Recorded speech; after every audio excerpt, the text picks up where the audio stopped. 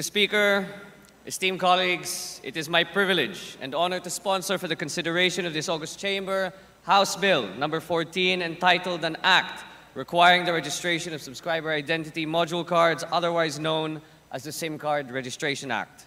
We are now facing an alarming proliferation of text scams and frauds through the use of SMS messaging.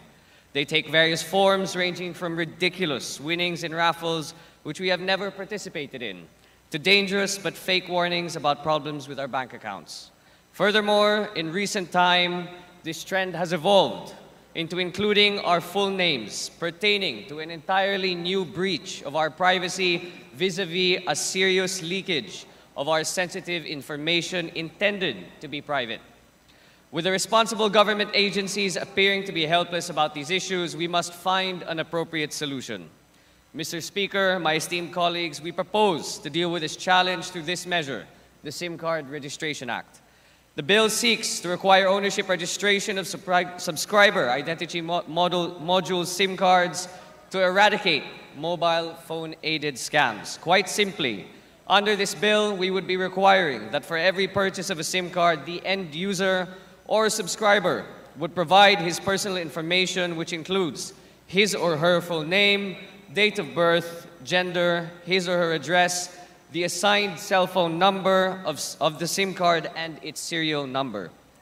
This representation understands that through this process, more questions of privacy might arise. But in this bill contains safeguards, specifically in the confidentiality provision that would create a safe environment for registration to take place.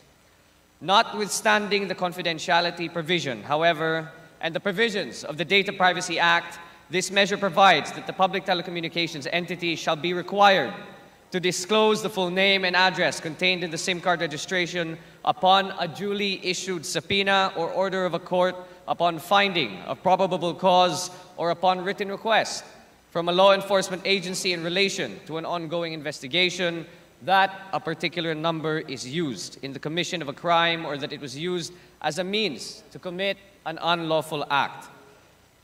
Mr. Speaker, my esteemed colleagues, these text scams have basically shaken or practically eroded our trust and confidence in electronic commerce and digital transactions. Regulating the purchase or sale of SIM cards, among other things, will put at rest the worries of our people that their information is being arbitrarily and maliciously shared with certain parties without approval. Esteemed colleagues, we are aware that there would always be new forms of digital crimes and fraud.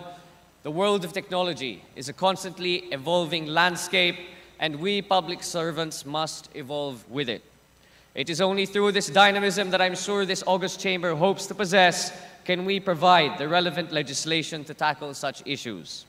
We must highlight, however, that this act is not going to be a silver bullet against the ongoing scams that have proliferated in the last few months. However, this representation is confident that this will serve as a deterrent against unscrupulous people victimizing our fellow countrymen. The war against malicious forms of technology will be fought one battle at a time, and step by step we shall emerge victorious. We shall win it because we, in the government, have the resolve and the political and moral responsibility as guardians of the people's welfare. Maraming salamat po at magandang hapon po sa inyong lahat. Maraming salamat, Congressman Marcos.